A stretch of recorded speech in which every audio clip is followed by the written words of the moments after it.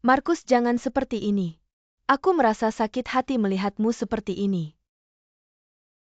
Bagaimanapun di hatiku, engkau selalu pria yang layak dikagumi dan dihormati. Apapun yang terjadi nanti, aku pasti akan bersamamu melewatinya. Tidak akan meninggalkanmu.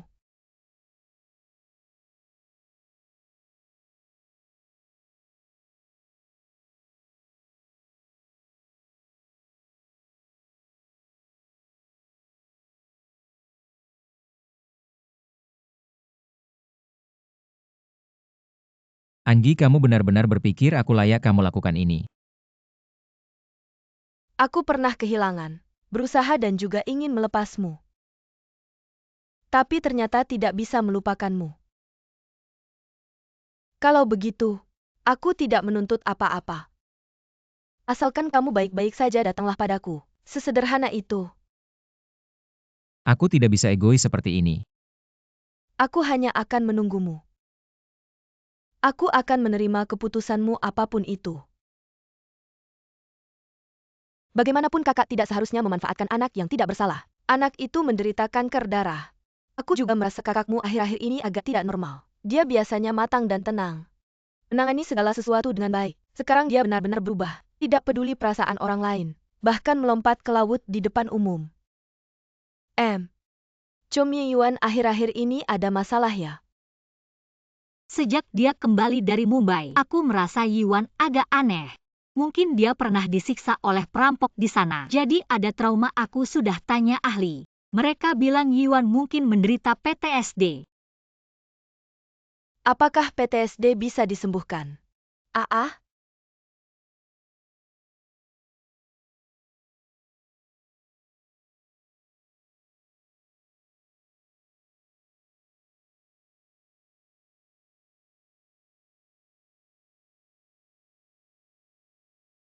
Ayo kita bersama-sama membujuk Yuan. Kurang baik kalau ramai-ramai, mungkin malah lebih stres.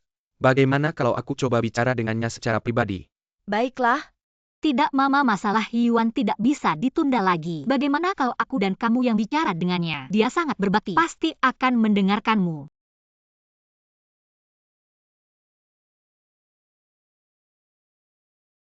Tuan muda. Wah, kakak sudah pulang, ternyata kamu sudah pulang. Wah, wajahmu pucat sekali, Ashui.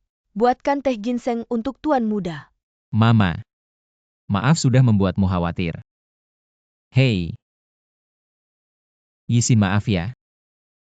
Aku merusak pesta pertunanganmu, aku harap kamu bisa memaafkanku. Karena aku sadar ada masalah dengan mentalku. Aku sudah tenang cukup lama. Aku ingat sejak aku kembali dari Mumbai. Emosiku berbeda dengan sebelumnya. Untuk hal kecil saja aku bisa marah. Semua hal sensitif dan aku curiga pada diriku sendiri. Aku juga kehilangan kemampuan menilai. Melakukan hal yang seharusnya tidak kulakukan. Tapi nanti tidak akan lagi. Aku akan pergi ke psikolog. Menghadapi masalahku sendiri. Bagus kalau kamu bisa bilang begitu. Itu membuktikan penyakitmu tidak terlalu parah. Iya kakak. Kami tadi khawatir kamu tidak mau ke dokter. Tenang saja. Aku tidak akan lari lagi. Karena aku tidak ingin terus melakukan kesalahan. Kami pasti mendukungmu, kamu akan segera sembuh. Yuan, kamu memang anak mama.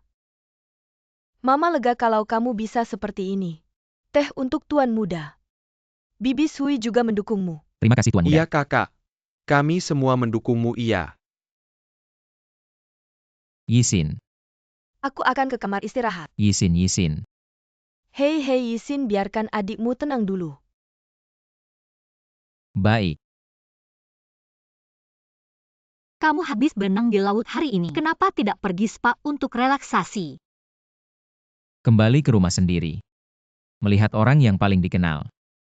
Sudah merupakan kenikmatan terbesar. Maaf.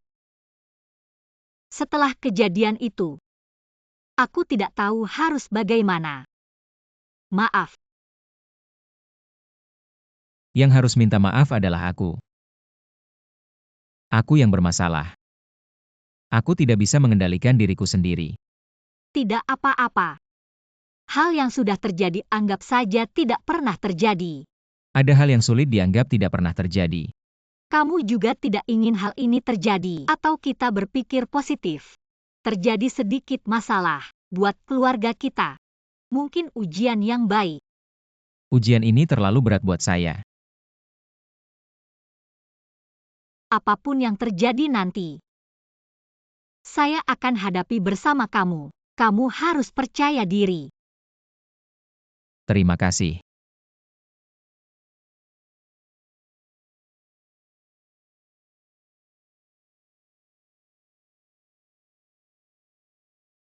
Masuk, terima kasih sudah datang ke pesta tunangan kita. Hari ini Naya Couple harus mabuk dulu, baru Maaf boleh kalau pulang. tidak mau ya lompat aja ke laut. Saya minta maaf. Karena saya merusak pesta tunangan kamu. Sebenarnya saya melakukan ini karena peduli sama kamu. Tidak mau kamu ditipu orang. Saya tahu kamu sakit, tidak bisa kontrol emosi. Apakah saya bisa menyalahkan orang sakit? Saya tidak bilang sakit bisa seenaknya. Saya akui perbuatan saya ini ceroboh. Tidak memikirkan perasaan kamu gimana kalau. Saya biarkan kamu menghukum saya biar kamu puas. Menurut kamu gimana cara menghukumnya? Waktu kecil kamu nakal banget. Sering usilin saya ingat sekali. Kamu jatuh dari tangga mau nakutin saya. Malah gagal terus kakinya cedera. Mama bilang kamu terlalu nakal suruh saya menghukum kamu. Akhirnya saya gambar wajah di kaki gips kamu. Gambar wajah besar. Kamu mau biar saya gambar wajah gak? Mau tidak boleh melawannya tentu saja.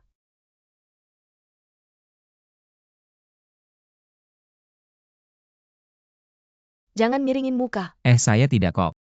Pegang telinga kamu. Kenapa harus pegang telinga? Kamu gambar aja. Ayo.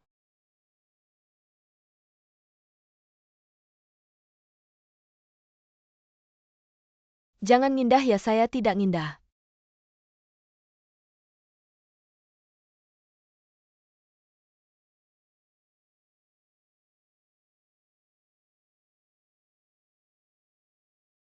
Sana. Hahaha. Gimana lihat kamu sekarang?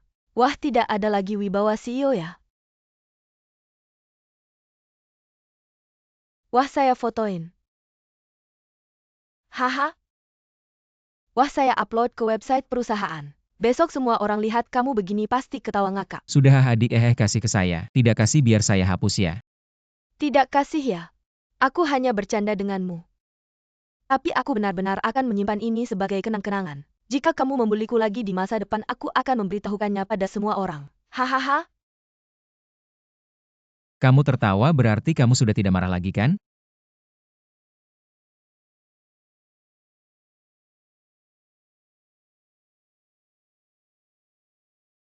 Sebenarnya tidak apa-apa jika kamu masih marah padaku. Yang penting bagiku adalah seberapa besar rasa sakit yang kamu rasakan kali ini. Aku tidak tahu bagaimana cara menebus kesalahanku. Kamu satu-satunya adik perempuan yang aku miliki. Jika kamu sedih, aku juga merasa tersiksa.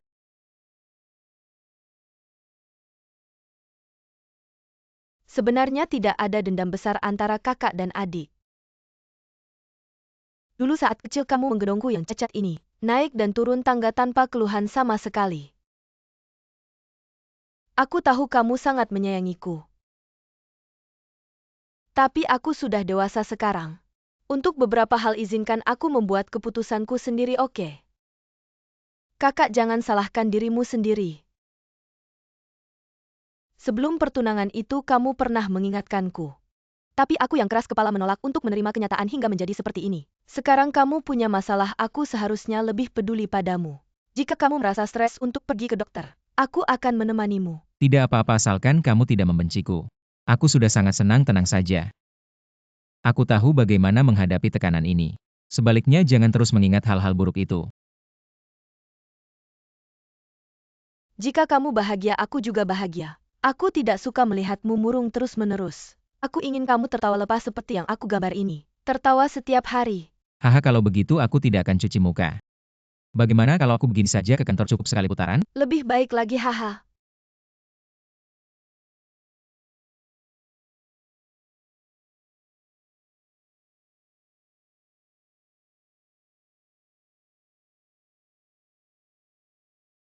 Hai, tidak mengganggu kamu kan? Tidak, silakan duduk. Aku tidak janjian makan siang dengan siapapun. Makan roti lapis saja sudah cukup. Wah, kamu makan sendirian sehari 3 kali, kenapa tidak mengajak orang lain makan? 2 kali makan sehari aku sudah makan bersama kalian. Apakah keluarga bukan manusia? Lagi pula bukankah orang yang ingin kamu temui tidak termasuk Topman? Dia Ya, tidak dia mencarimu. harus menjaga anaknya. Ngomong-ngomong, bagaimana kabar anaknya? Entahlah, Sepertinya kamu masih belum memaafkannya. mengakui anaknya adalah hal yang wajar. Kenapa aku harus memaafkannya? Topman, hai, silakan duduk. Aku ada urusan, aku naik dulu ya. Duduk dulu, oke. Apa yang terjadi? Topman, sebenarnya masalah kalian berdua. Saya juga tidak nyaman untuk mengatakan apa-apa, tapi Rene adalah adik saya. Saya kakak keduanya, saya tidak ingin melihatnya tidak bahagia. Benar kan?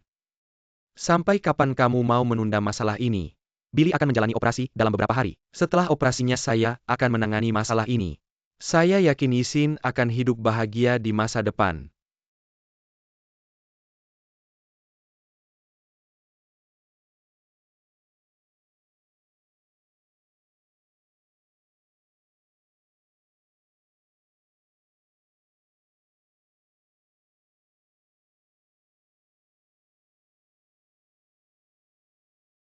Yisin, dokter bilang setelah operasi. Billy pulih dengan sangat baik. Berikan saya sedikit waktu. Masalah kita akan segera terselesaikan.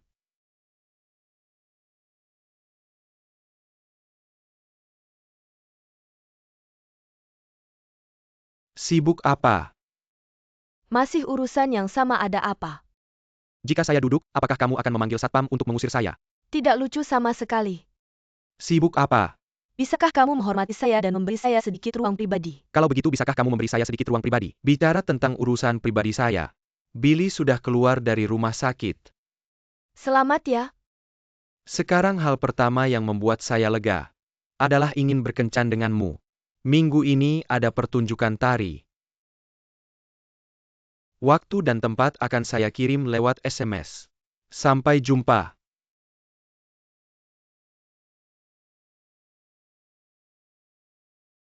Hari Minggu semua punya acara.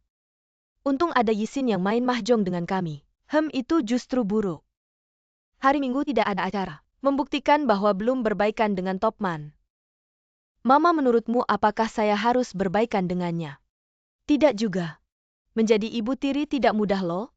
KMU kamu dan Yatming kan baik-baik saja. Topman itu berbeda. Topman kan sudah dewasa. Dia mengerti. Itu kan masih anak-anak. Dan anak itu masih punya ibu. Benar kan, meskipun kamu baik padanya, dia tidak akan menghargai kamu. Yisin, selama kamu masih mencintai Topman, tidak ada yang tidak bisa diselesaikan. Bagaimana menyelesaikannya? Apakah harus membuat Topman memutuskan hubungan ayah dan anak dengan anak itu? Tidak juga anak-anak. Mudah dirayu asalkan kamu tulus padanya. Dia bisa merasakannya dan Topman siap membantumu. Apapun masalahnya kita selesaikan bersama. Jangan gampang menyerah. Sejujurnya, sebenarnya hari ini Topman mengajakku untuk menonton tarian. Bagaimana ya? Kalau aku pergi, itu artinya aku menerimanya, ya? Lalu kalau aku tidak pergi, ya sudah. Ya, menurut kalian aku harus bagaimana? Mama? Aku melihatnya begini. Kamu sudah dewasa, punya otak. Kamu yang putuskan, kamu yang tentukan. Mama selalu mendukungmu, hahaha. Chomye, menurutmu gimana? Aku rasa kebahagiaanmu benar-benar harus ada di tanganmu sendiri. Kalian berdua sama saja tidak bilang apa-apa. Tante FA, apakah kamu punya saran yang lebih membangun? Tidak hanya sedikit. Ya, dengar aku. Menurutku kamu ini sangat pemilih dan manja, temperamen besar. Bukan lagi gadis muda. Sulit sekali akhirnya membuka kartu dan menang. Menemukan seseorang yang sama pemilih dan manjanya. Sudah termasuk beruntung. Tidak perlu mengatakan itu padaku. Sebenarnya hidup itu seperti bermain mahjong. Kalah sampai akhir masih tidak mau makan karena tulang kecil. Hasilnya malah kalah. Semuanya sia-sia. Apa kamu tidak ingin menikah? Ah, astaga.